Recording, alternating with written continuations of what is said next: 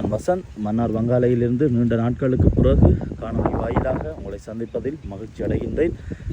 இன்றைய காணொளியில் நாங்கள் பார்க்க இருக்கின்ற விடயமானது மனித புதைகுழி, அதாவது செம்மணியில் தோண்டி எடுக்கப்பட்டு கொண்டிருக்கும் எமது உறவுகளினுடைய உடல்களுக்கு நீதி கோரி அடம்பனிலிருந்து மாந்தை வரையிலான அமைதி வழி போராட்டம் ஒன்றை மக்கள் தற்பொழுது மேற்கொண்டு வந்து கொண்டிருக்கின்றார்கள். அந்த காணொளிகளை பார்த்து கொண்டிருக்கின்றீர்கள்.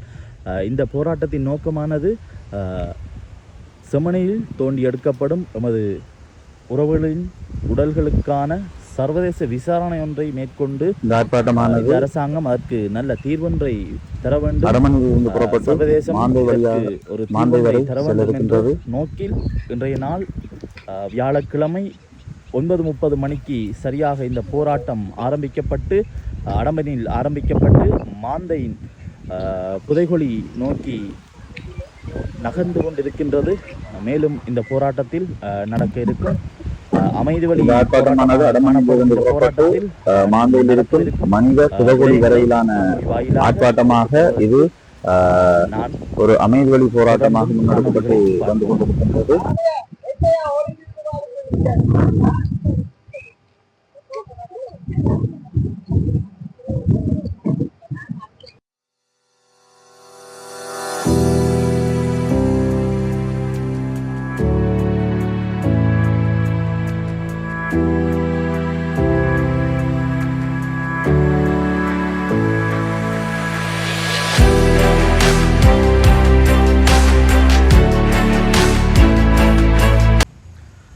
நடைபெற்று வந்து கொண்டிருக்கும் ஆர்ப்பாட்டமானது மாந்தையில் இருக்கும் இந்த மனித புதைகுழி இடத்தில்தான் வந்து முடிவடையப் போகின்றது. இந்த மனித புதைகுழி இடத்தில் முடிவடைந்து இதில் ஒரு தீவச்சுடரானது ஏற்றப்பட இருக்கின்றது. அதற்காக மக்கள் அடம்பனிலிருந்து நடந்து வந்து கொண்டிருக்கின்றார்கள். இதற்கான காரணம் செம்மணியில் காணப்படும் மனித புதைகுழியில் இருந்தெடுக்கப்படும் உடலங்களுக்கு அல்லது எமது உறவுகளின் உடல்களுக்கான சர்வதேச விசாரணை ஒன்று வேண்டும் என்ற நோக்கத்தின் பேரிலே தான் இந்த ஆர்ப்பாட்டமானது தற்பொழுது அடமனிலிருந்து மாந்தை நோக்கி வந்து கொண்டிருக்கின்றது. இதில் நான் காட்டும் இடமானது மாந்தையில் இருக்கும் மனித புதைகுழி. இந்த இடம் நோக்கி தான் வந்து கொண்டிருக்கின்றது. இந்த இடத்தில் வந்து தீபச்சுடரானது ஏற்றப்படும். மக்களின் இந்த ஆர்ப்பாட்டத்திற்கு நீதி கிடைக்க வேண்டும், நமது செம்மணியில் புதைக்கப்பட்ட உறவுகளுக்கு நீதி கிடைக்க வேண்டும் என்ற நோக்கில் மக்கள் ஆர்ப்பாட்டமானது தற்பொழுது நடைபெற்று கொண்டு வந்து கொண்டிருக்கின்றது. மேலும் காட்சிகளையும் காணொளிகளையும் பார்ப்போம்.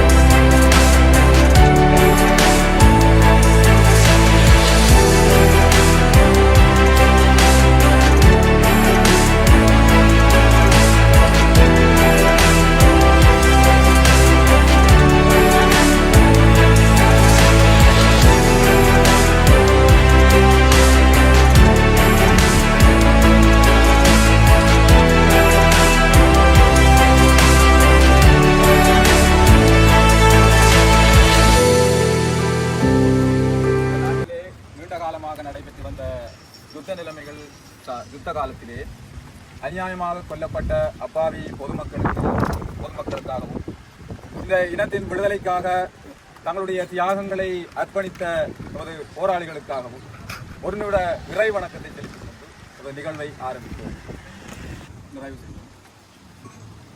நிகழ்வில் முதல் நிகழ்வாக தமிழ்தாய் வாழ்த்து இடம்பெறும். எல்லோருக்கும் வணக்கம். மக்கள் பல்லாயிரம் ஆண்டுகளாக இறை வணக்கத்திலேயே வாழ்ந்தவர்களாக இருக்கிறார்கள். படிவா தெரியும், தமிழ்தாயை பற்றிய ஒரு சிறு கவிதை உண்டு.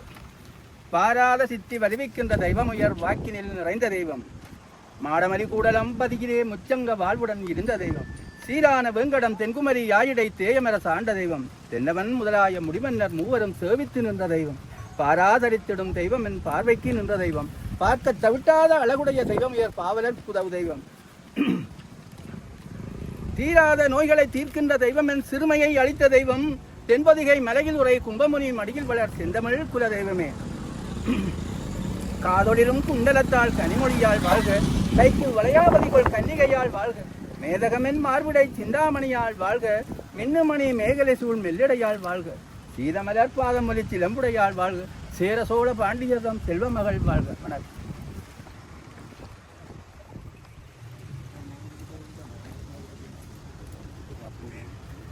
முன்னாள் போராளி அல்லது போரிலே இழந்தவர்கள், போரிலே தனது பிள்ளைகளை சகோதரங்களை இழந்தவர்கள் இந்த முதலாவது பொதுச்சுடரினை ஏற்றி வைக்குமாறு அன்புடன் கேட்டுக்கொள்கிறோம்.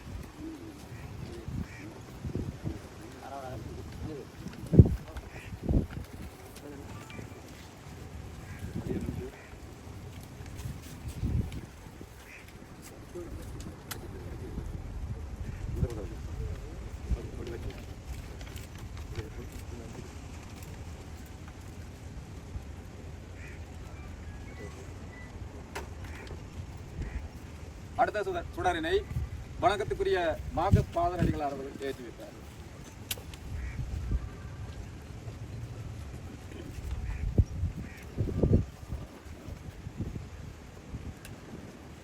அடுத்த சுடரினை மகளிர்கள் சார்பில் ஒருவர் ஏற்றி வைப்பார்.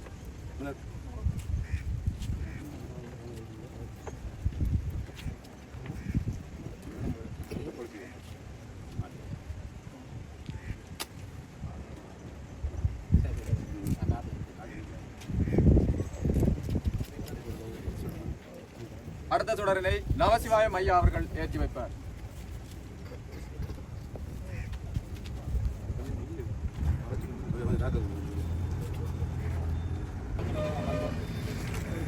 அடுத்த சுடரினை ஏற்பாட்டு குழுவின் தலைவர் காந்த சொரூப்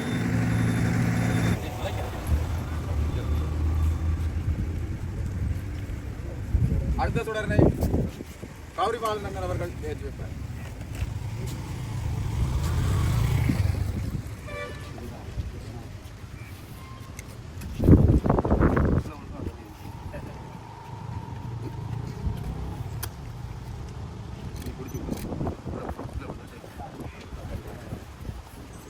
அடுத்த சுடரினை வெள்ளையண்ணன் அவர்கள் ஏற்றி வைப்பார்.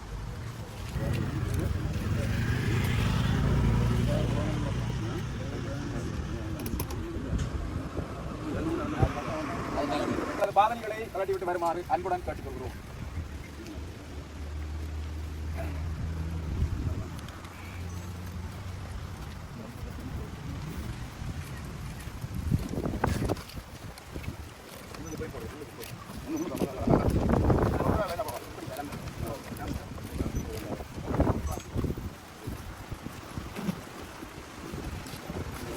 அடுத்த வருஷம்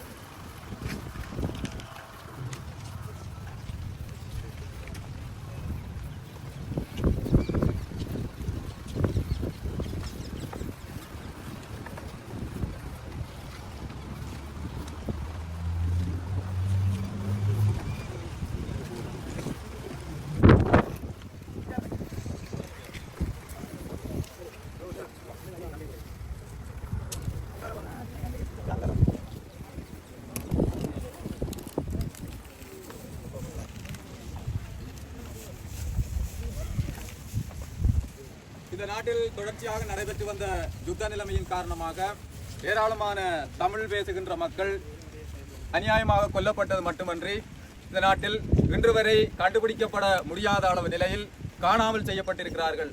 அவ்வாறானவர்களுக்கு நீதி வேண்டியும் இந்த வடக்கு கிழக்கு மாகாணங்களிலே பெருமளவான பிரதேசங்களில் மனித புதைகுழிகள் இனங்காணப்பட்டு வருகின்றமையும் அவ்வாறு இனங்காணப்படுகின்ற மனித புதைகுழிகள் முறையான ஆய்வுகளுக்கு உட்படுத்தப்படாமல் வெறுமனே அதை ஒரு கண் துடைப்பாக நடாத்தி காலத்தை கடத்துவதற்கு இந்த அரசு முயற்சித்து வருகின்ற இந்த நிலையில் நாம் இப்ப நிற்கின்ற பிரதேசத்துக்கு அருகில் திருக்கேதீஸ்வரம் மனித புதைகுழியும் இந்த நாட்டிலே நடைபெற்ற இனப்படுகொலை அல்லது இன அழிப்பின் ஒரு சாட்சியமாக இருக்கின்ற போதும் அது அகழ்வுகளுக்கு உட்படுத்தப்பட்டு அது நீண்ட காலமாக கிடப்பில் போடப்பட்டிருக்கிறது.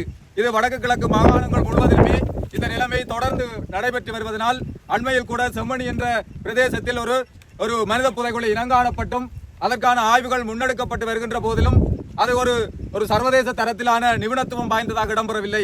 எனவே இந்த நாட்டில் இனங்காணப்பட்ட மனித புதைகுழிகள் முறையான ஆய்வுகளுக்கு உட்படுத்தப்பட வேண்டும், அதிலே ஒரு வெளிப்படை தன்மை பேணப்பட வேண்டும் என்கின்ற விடயத்தை வலியுறுத்தி வடக்கு கிழக்கிலே இருக்கின்ற மனித புதைகுழியினுடைய அதற்கான நீதியினை வேண்டி ஒரு அமைதி பேரணியினை ஏற்பாடு செய்திருக்கிறோம். அதே போன்று இந்த நிகழ்விலே இந்த இலங்கையின் ஜனாதிபதிக்கும் மனித உரிமை ஆணையகத்திற்கும் ஐக்கிய நாடுகள் சபைக்கும் நாம் இந்த பேரணியின் ஊடாக ஒரு செய்தியை மகஜர் ஊடாக அனுப்பி வைக்க இருக்கின்றோம். அந்த மகஜரிலே பின்வரும் விடயங்களை நாங்கள் சுட்டிக்காட்டுகிறோம்.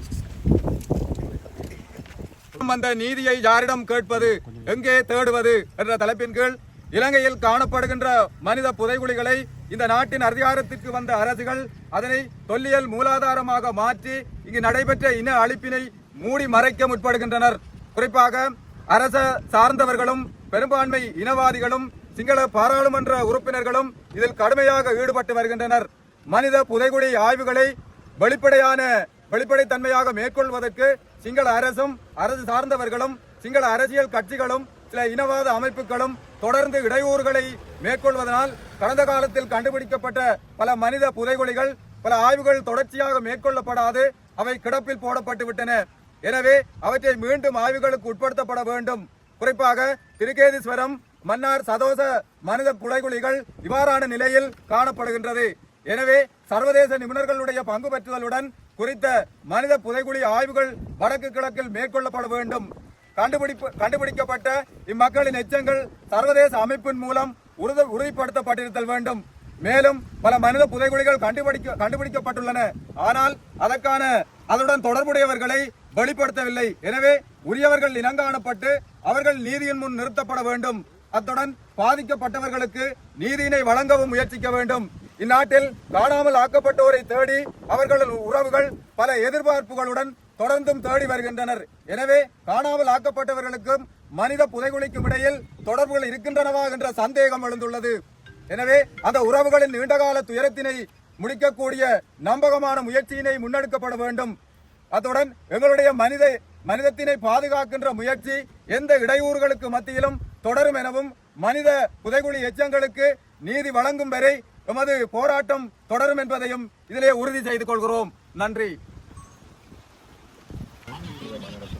இந்த புனிதமான இடத்திலே நாங்கள் இந்த இறந்த ஆன்மாக்களுக்கு சுடரேற்றி அஞ்சலி செலுத்தி இருக்கின்றோம். எனவே இந்த நிகழ்வுக்கு வருகை தந்திருக்கின்ற மக்களுக்கு நன்றியை தெரிவித்துக் கொள்வதோடு அமைதியான முறையில் எமது ஆன்மாக்களுக்கு கௌரவம் அளித்து அனைவரும் இந்நிகழ்வில் கடந்து செல்லுமாறு கேட்டுக்கொள்கிறோம். நன்றி.